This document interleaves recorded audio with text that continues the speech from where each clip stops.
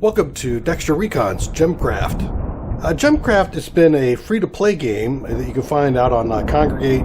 There's been a number of chapters to it. It's a tower-type, defense-type game. It is a really fun game. It's one that will take a lot of your time away. I've played this quite a bit on my own as I'm, in between recording videos and the like. So I'm going to do a new game just to kind of show you what it's all about. Now, in this particular game, one of your jobs will be to place towers and gems in those towers, or gems in traps, to defend your orb, which is right here. This is click my first gem, create a. So you can click on the type of gem you want to create. You click on this box, and it puts there, and you can do the drag and drop. There you go. So this is how the first battlefield looks like. If you click up here, it'll start the monsters coming. There's 3 waves. This is all just preliminary to just show you what's going on. A number of things you can do. You can build walls, so you can make things go further out and around. So you can do some pathing adjustments with that. You can add additional towers, but you can see there's some changing colors here where you can put it. So I can't put it up here, for example, but I could place one, say, down in here. And you can actually place it out in the path, so I can do that. Now, one of the other things is each of these gems have different kinds of effects. There's a total of 9 gems. There's 3 of them available on this particular field. The green does poison. Purple does armor. It reduces armor. So if a creature like this one here, if I click on it, you can see it has an armor level of 5. This takes out some of the armor. So here's a purple one. You can see every shot hits, reduce its armor by 1.73. And the orange one is a mana leeching gem. Every time it hits a critter, it gets a little bit more mana, and that's your mana pool at the top. Mana pool is used to create more gems, so if I click on one of these things, right now I have enough mana to create a level 1, 2, or 3 gem. I can go up to level 12, which you can see it takes a lot of mana. A couple of other things on here. Right over here, you can see some numbers around how many are currently attacking and how many are still to come onto the screen. And over here's your XP. You get to spend XP later. So as you can see, these towers are doing automatic firing. I don't have to do anything to them. And they just shoot the monsters as they move forward, trying to all of them head over here. There's another thing here. You can see this old hideout here. This is apparently my abode before I leave. That's one round.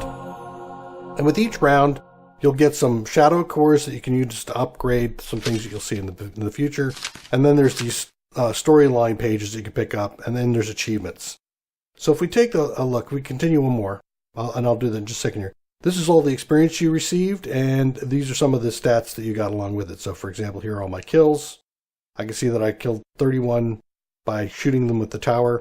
5 of them died to the poison that was inflicted. There's some chains and shrines, and you'll see all this other stuff that there. The XP is used to give to your wizard to achieve capabilities. So now that I've completed this one field, you can see that I have another field available. And if I look over here, my current skills, as you can see under skill management, as I go up in levels, I'll get points to spend. And as I spend those points, I can drop them into things like this. And I'll put 1 point into each of these here so you can see it. And here's Mana Storm. So every point I put into this will increase the amount of mana I receive per monster kill. Killing a monster gives you mana as well as using that mana leech gem. Fusion. Here you can see that the first gem cost is up. How much does the first one I buy cost me? And then here's building. So if I want to put up a lot of walls or towers or something, I can get that.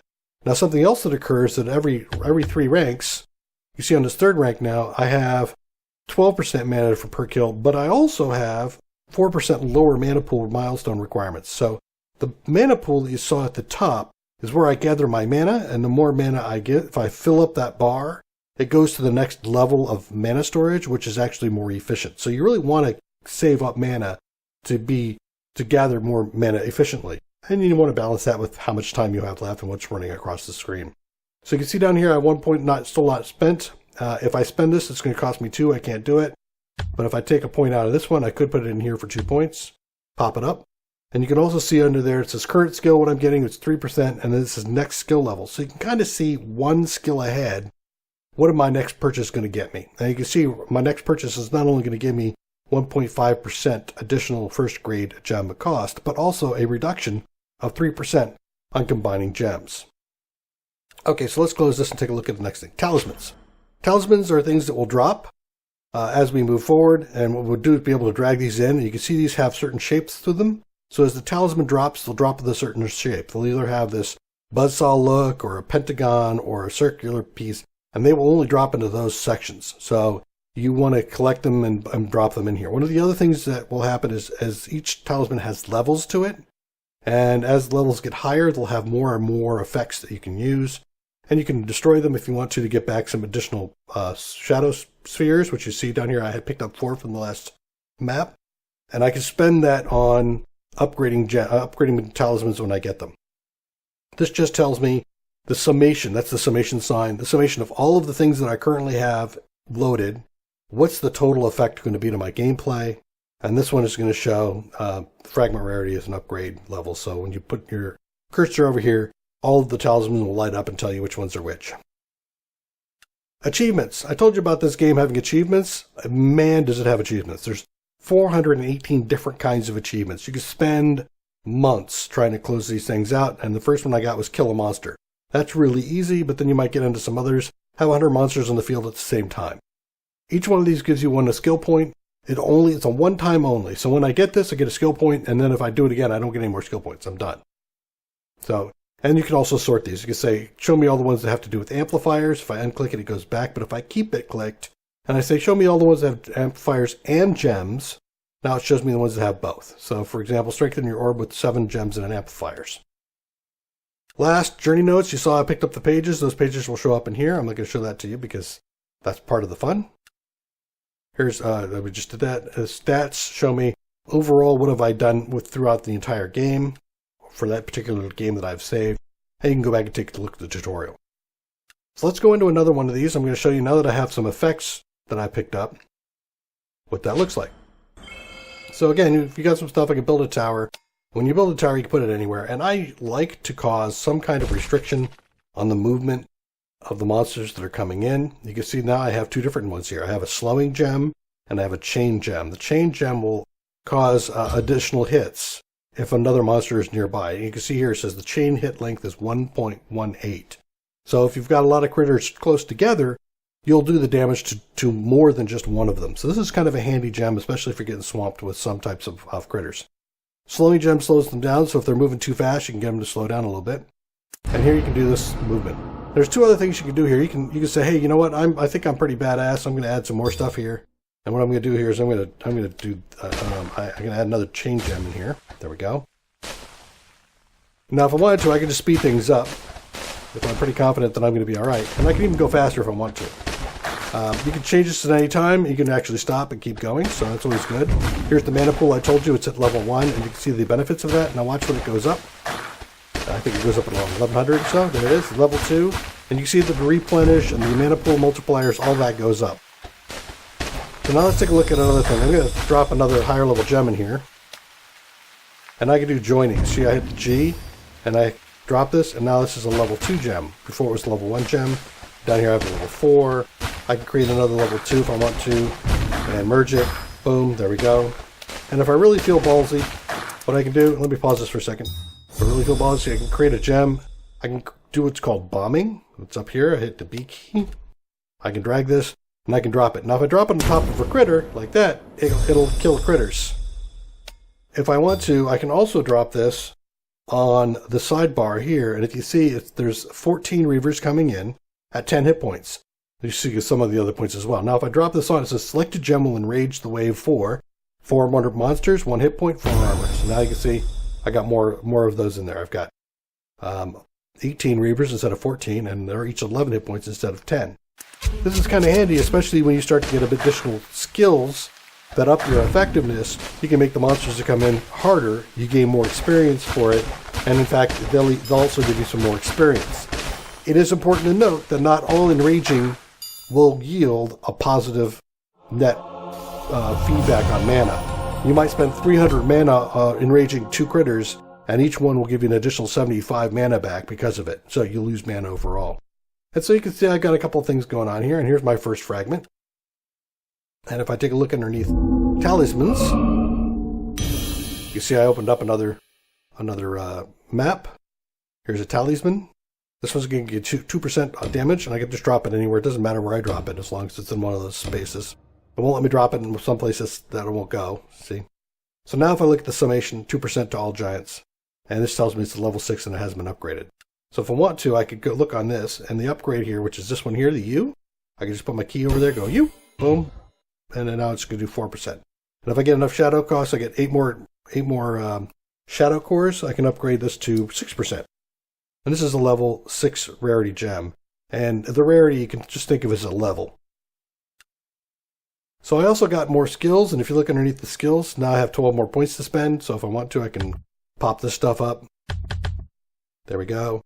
So I get faster gem socketing. So when I drop a gem on a tower, there's a wait time. It's a cooldown effect, essentially, for how long it takes before it'll start to fire. Now it's going to be 5% faster. Okay?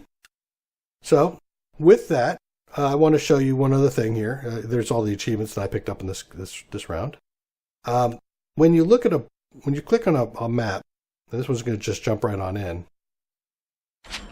I want to go back. I don't want to do this. This is going to cover traps, and you can see more about that stuff later. Return to the map. Thank you. There are ways to set conditions for these fields, and I'm going to show that to you. I'm going to load up my game that I've already played through once. Let's exit out of this. And that'll be start a game, and I'm going to pick my current game. So my level over here, you can see, is 251.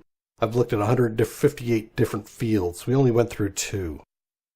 To give you an idea of just how big this map is, every time you start to complete an area, it'll open up a new hex grid with more maps on it, and you can kind of see how many maps there are to play through.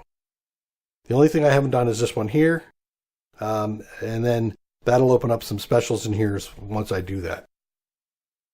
So when I look at these maps, you can see that these have 3 spots on them, and that is for regular play, glaring difficulty play, and an additional haunting level play. And so this is what you start off with looming. Once you get past the first set of 6, you'll get the option to do upgrades on your gameplay. So I can do it just normal by keeping this at looming, and it just gives me a normal game, just like I just played. It's normal XP. The drop rarity here is 1 to 10 plus 10 because I spent some upgrading the ability to get higher level gems. If I up this to glaring, you can see that these things go up. Here's 2 to 24, so it's gone up a little bit. 1.5 times experience. What I can also do is, as I go through the game, I will unlock these battle traits. And the battle traits will allow things like this one, for example. Each shot taken by a monster will give it a 0.5% damage reduction up to a minus 10% for every shot from that critter. So if you use something that shoots a lot of little things, and you hit somebody with an adaptive carapace, they're going to get harder and harder to kill because of it. This is one where the mana that you receive, rather than just receiving the mana as you killed it, it will actually save it, and it will only award you the mana every 10 seconds. So you have to be a little bit more thoughtful about your planning. Here's the corrupted banishment. So if it gets all the way to your orb, what happens is the monster is banished. You spend mana out of your mana pool to banish it back to the beginning. If you run out of mana, it destroys your orb. So this says every time you banish it, it gets an additional 18%, 10 armor, and a layer of shielding, which is something you have to shoot through. So that's not too good. In this particular game, battle trait, you don't want things to get to the end. Here you have orblets, which surround your orb. These give you some additional mana bonus, but if they come to your tower, your orb, rather than being banished, they grab an orblet and they try to make a run for it. If they make it off the board with your orblet, now you have a penalty. Hatred is, again, the monsters are harder. It's like dropping enragements on those waves that are coming in, but you're just doing it ahead of time, and you get additional multipliers. And then, of course, you get giant domination, which is giants have additional things. So each of these critters that come in, there's 3 types. There's Reavers, which are the normal ones. There's giants, which are big Reavers, but they have they're slower, they have additional armor, they have additional hit points. They're harder to banish. And then there's swarmlings, which are little ones, so they're like itty-bitty Reavers, but there's a bunch of them. They're fairly easy to kill, but you have to be able to shoot fast enough to kill them all. And they tend to have a chance to overrun, effectively, your towers on defense. They run by, the tower will kill 3 or 4, and there's 10 of them running by. So 6 of them will make it by to your tower, or to your orb, to be banished. And then there's haste, which makes them faster, so that the waves come in, they come in faster each time. And there's Cleansing Shadows, which is critters that come in off the screen that aren't Reavers that will threaten your orb by throwing mana drains at it, and some of them will just outright destroy your orb, period.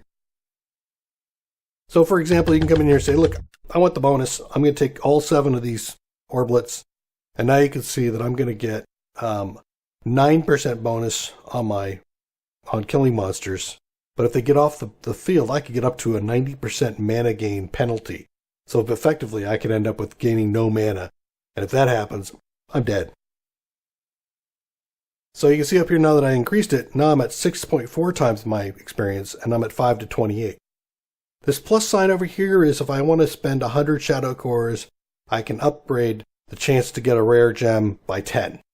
So you can kind of think of this as I'm going to get a level 5 through level 28. Now it's going to be level 15 through 38 for the first one that drops. Every time I click this, it's just for the next gem I get plus 10. So if I do this twice, and then the first 2 gems that drop, or 2 talismans that drop, will gain plus 10 on it. Okay, well, with that I gave you a quick rundown on what Gemstone is about and how it plays. There's a whole storyline to this as you progress through here. And as you get into each of these areas, you'll see some areas like this one here will have a wizard tower in it, which will give you a new battle trait. Some of these will have tomes in them, which will give you a new skill set. And that comes up underneath the skills. Here are all the skills you can have. And so you can have different levels of effectiveness for different types of gems. My poison gems aren't very effective, but my critical hit gems are very effective. And then the last thing here is these vision waves. These vision waves are very similar, or actually they are, the tiles that were used in previous games. And when you go into them, all of those benefits you receive from the skills that I purchased and all the talismans I have are thrown out the window. You don't get any talismans, no skills, no battle traits. It is a custom game. You play the way it's given to you, and that's all you got. And some of these can be very challenging to figure out how to defeat. And it's kind of fun. The last type of field you'll run into are these, which have this little line below them. That's a compass. If you find a map with a compass on it, getting all of your compasses aligned correctly, and there's a whole thing on that's separate, will give you some special gem drops and some special fields to discover. So thank you for joining me on this Dextor Recons Gemstone Chapter 2. I'll put some links down below as far as where the other ones are. These games, all of them can be for free. There is some in-game purchases if you want to go through Congregate on this Chapter 2. Or if you go through Steam, you can purchase this game. It's a very nominal fee, and it unlocks all the special stuff so you don't have to deal with, buying in-game store credits thing, many purchases. As far as I'm concerned, very fun game to play. It'll suck up lots of time, and it can get pretty intense at times. So if this is something you like, I might have a chance to put up some more tips and tricks stuff. I am not going to do a series on this where we go through each and every map. But what I might do is I might do some of these visions, for example, because the vision ones are difficult. There's not as many ways to defeat them as these other maps, and I might do a couple of tips and tricks on the rest of this stuff. So I might put those up from time to time so people, if you're interested in this game, want to come back and look at it. There you go. Thanks for joining me. Bye-bye. Thanks for watching another episode of Dextor Plays. Please leave a like or subscribe, and post any tips or tricks down below.